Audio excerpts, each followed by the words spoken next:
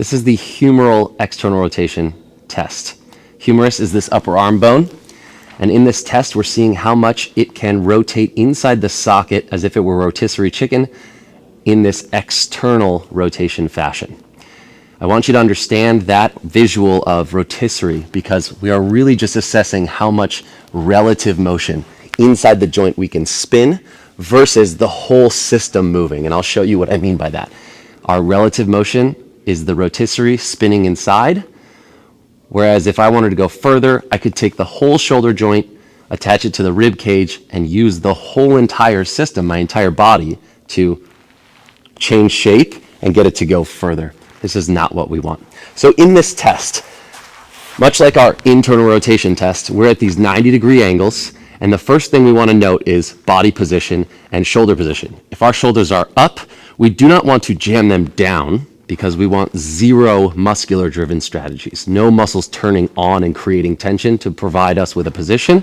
This is just super relaxed. And if this is the case with the shoulders up, we want to take note of this because it has to do with what our ribs and our hips are doing.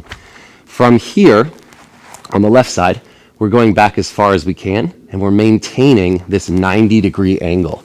A common fault is people will move out away from the 90 degrees to get further. Okay, we're going back as far as we can. Now in my test, I'm going to show you very slowly coming back to this position.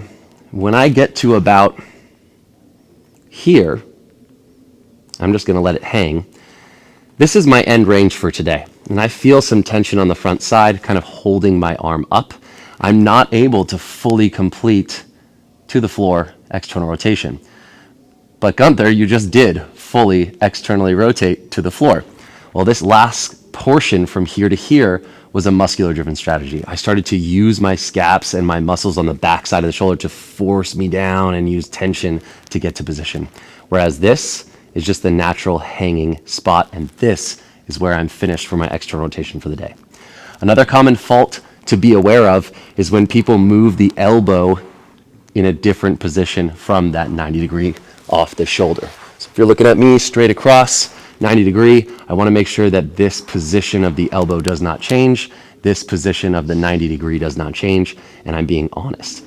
The number one cheat that I see with the external rotation test is the chest lifting up, the rib cages flaring to get me to get further to the ground. So be sure when you're filming this test, you're doing one arm at a time just so your brain doesn't have to think about two things, and you're figuring out where you naturally fall without any rib cage flare, conversely without any tension and core contraction. No muscles, don't be an athlete, relax. When you test one, test the other, and if you are doing one at a time, come back to them afterwards and see, is one worse or better than the other? Are they the same? Take note of your angles, film from the side, film from top down, because all of this creates better perspective for you to understand a more complete and full picture of your shoulders.